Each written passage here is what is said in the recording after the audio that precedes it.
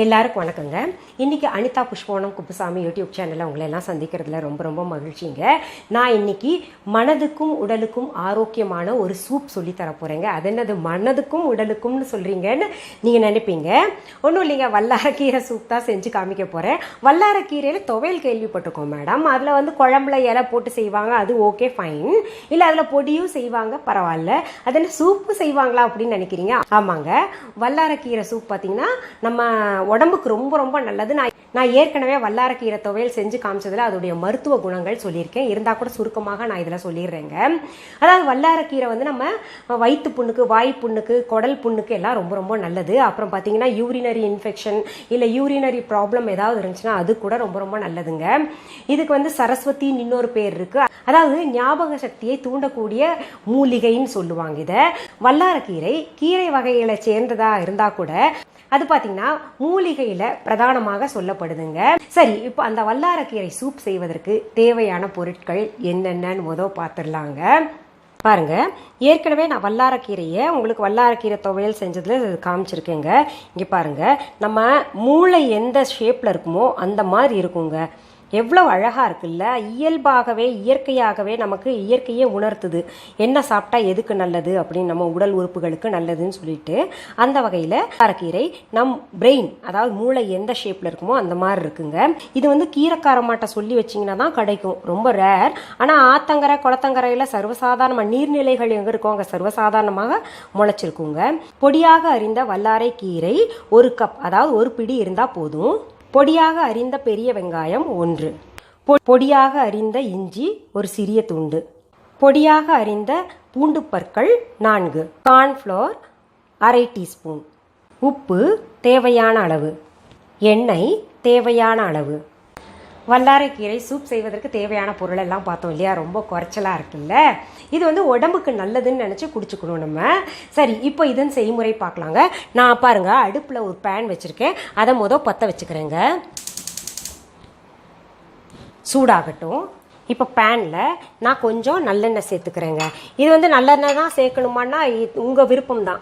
நான் வந்து இந்த வல்லாரக்கீரைக்கு அது ஒரு மூலிகைன்றனால நம்ம நல்லெண்ணெயை ஃபுல்லாக அதில் இருக்கக்கூடிய சத்தெல்லாம் இருக்கட்டுமேன்னு சொல்லிட்டு நான் நல்லெண்ணெய் சேர்க்குறேன். சும்மா 1 டீஸ்பூன் போல் போட்டுக்கோங்க. இது எண்ணெய் சூடாயிடுச்சுங்க. நான் இப்போ அதில் வெங்காயத்தை சேர்க்குறேன். இதில் உடனே நம்ம வந்து இந்த பூண்டு பற்களையும் சேர்த்துக்கலாங்க.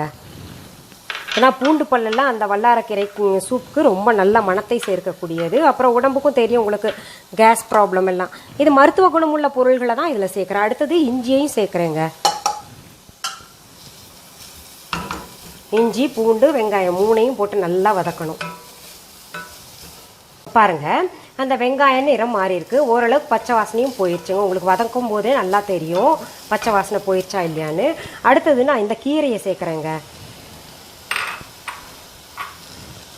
கீரைக்குன்னு ஒரு பச்சை வாசனை இருக்கும் இல்லையா, அதுவும் நம்ம போக்கணும். அதனால் அதையும் கொஞ்சம் வதக்கிக்கலாம்.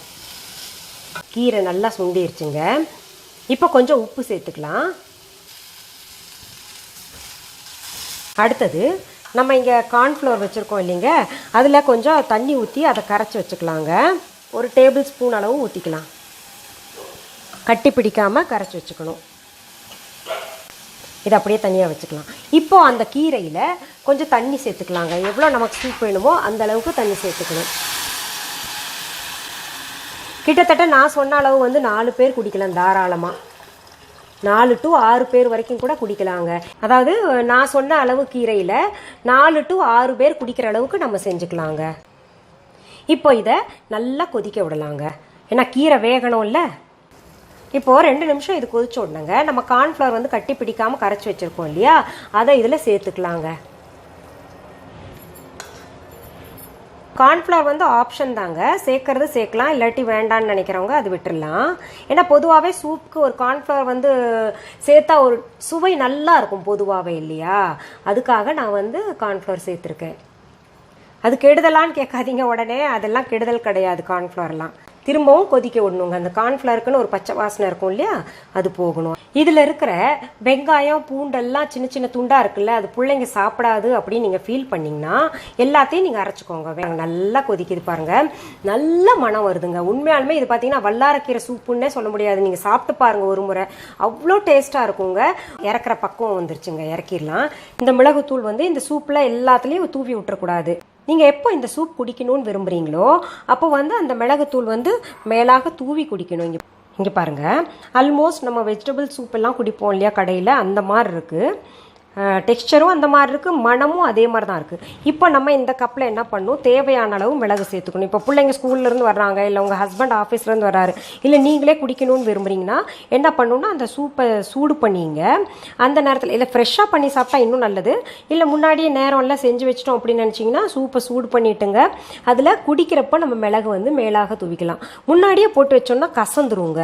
எவ்வளோ வேணுமோ அவ்வளோ போட்டுக்கலாங்க. அன்பான வாடிக்கையாளர்களே, உங்கள் விஹா ஸ்டோரில் பூஜை பொருட்கள், சிலைகள், ராசிக்கற்கள், வாஸ்து பொருட்கள், விதைகள், பாரம்பரிய அரிசி வகைகள், சிறுதானியங்கள், ஆர்கானிக் பொருட்கள், மூலிகை எண்ணெய், மளிகை பொருட்கள், மரச்செக்கு எண்ணெய், மரப்பொருட்கள், வெள்ளி ஆபரணங்கள், கிஃப்ட் ஆர்டிகல்ஸ், காட்டன் மற்றும் பட்டு புடவைகள், காட்டன் சுடிதார்கள், பட்டு பாவாடை, குழந்தைகளுக்கான விளையாட்டு பொருட்கள், ஹை குவாலிட்டி இமிடேஷன் நகைகள், வீட்டு உபயோக பொருட்கள், ஜூட் பேக்ஸ், ஹேண்ட்மேட் சோப்ஸ், அழகு சாதன பொருட்கள், சிறுதானிய பிஸ்கெட்டுகள், ஹோம் அப்ளையன்சஸ், இன்னும் பற்பல பொருட்கள் விற்பனைக்குள்ளது.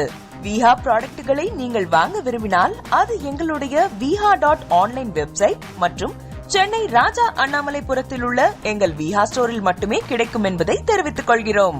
வேறு எந்த ஆன்லைன் வெப்சைட்களிலும் விஹா ப்ராடக்ட்கள் விற்பனைக்கு கிடையாது என்பதை நீங்கள் கவனத்தில் கொள்ள வேண்டும்.